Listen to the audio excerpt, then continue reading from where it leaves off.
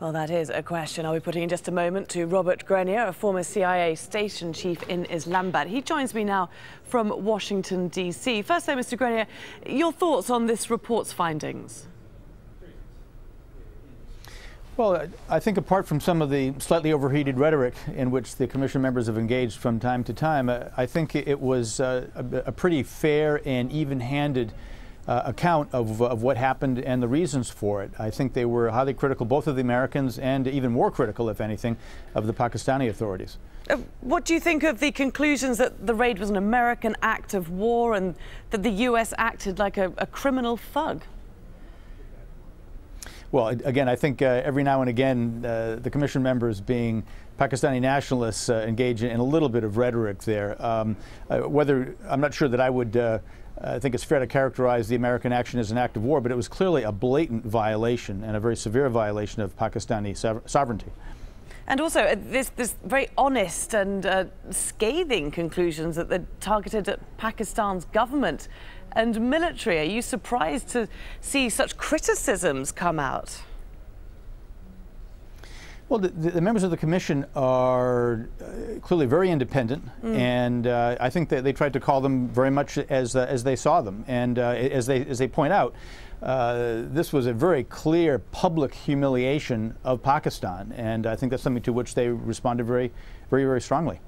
Why did the U.S. act without the knowledge of Pakistan? Well, I think you just have to look at the reaction of many people once the raid had taken place. There were many people, both inside Pakistan, certainly in the United States and around the globe, who very severely questioned whether or not Osama bin Laden, the most wanted man in the world, could have successfully hidden for years in the settled areas of Pakistan in a military-controlled city only a kilometer from the Pakistani military academy. So I think once it came to the knowledge of U.S. officials that bin Laden very likely was there, they had to strongly suspect that there was some degree of official Pakistani knowledge or maybe even complicity. Under those circumstances, they couldn't possibly take the risk of informing the Pakistanis in advance of the raid.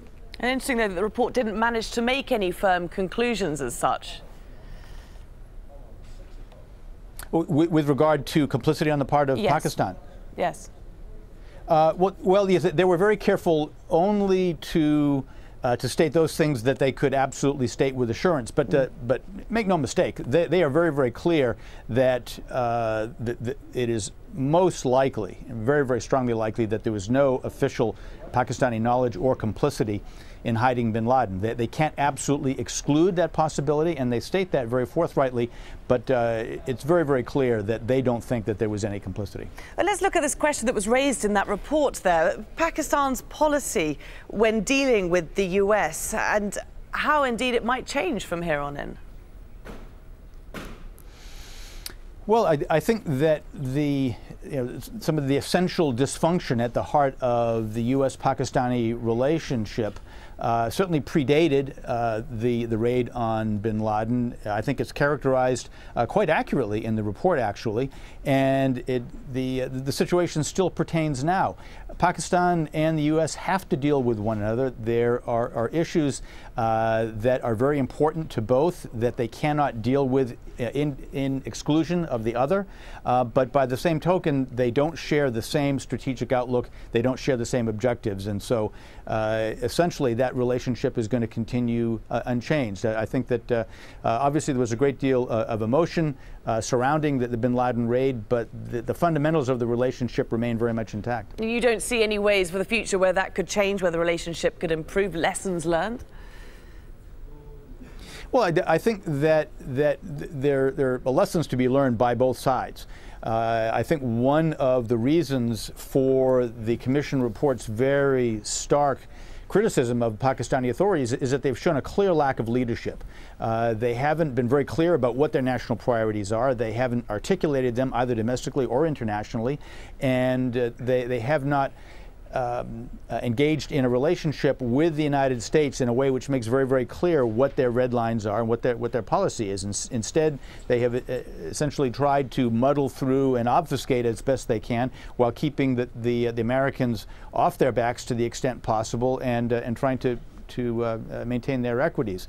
This is a policy which clearly hasn't worked. Similarly, on the side of the United States, the U.S. has not been very forthright with Pakistan.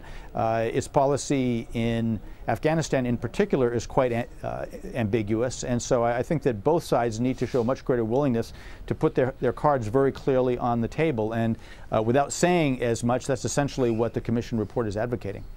Robert Grenier, great to speak to you. Thanks for joining us from Washington. You're very welcome.